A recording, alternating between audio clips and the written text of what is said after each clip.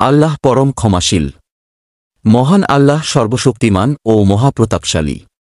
তিনি ইচ্ছা করলে মুহূর্তের মধ্যে সকল অবাধ্য গুনাহগার বান্দাদের ধ্বংস করে দিতে পারেন। তার কাজে বাধা দেওয়ার ক্ষমতা কারও নেই।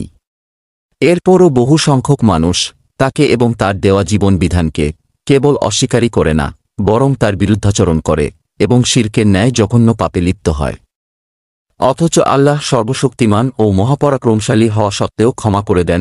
পবিত্র কোরআনে ইরশাদ হয়েছে, আপনি ক্ষমা করুন, সৎকাজের নির্দেশ দিন এবং অজ্ঞদের এড়িয়ে চলুন। সূরা আরাফ আয়াত ১৯৯।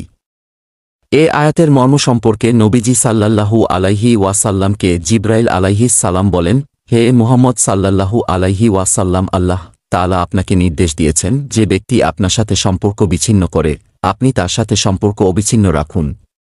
যে আপনাকে বঞ্চিত করে আপনি তাকে দান করুন এবং যে আপনার প্রতি অবিচার অত্যাচার করে আপনি তাকে ক্ষমা করে দিন। তাফসিরে তাবারি খণ্ড ১০ পৃষ্ঠা ৭১৫। ক্ষমা প্রসঙ্গে পবিত্র কোরআনে আল্লাহ তাআলা আরও বলেন, তোমরা যদি ওদের মার্জনা করো, ওদের দোষত্রুটি উপেক্ষা করো এবং ক্ষমা করো, তবে জেনে রেখো আল্লাহ ক্ষমাশীল, পরম দয়ালু। সূরা তাগাবুন আয়াত ১৪। আল্লাহর বান্দা হিসেবে আমাদেরও উচিত ক্ষমা, দয়া ও উদারতার গুণে নিজেদের সজ্জিত করা। এমন ইসলামিক ভিডিও পেতে অবশ্যই লাইক, কমেন্ট এবং শেয়ার করে পাশে থাকবেন।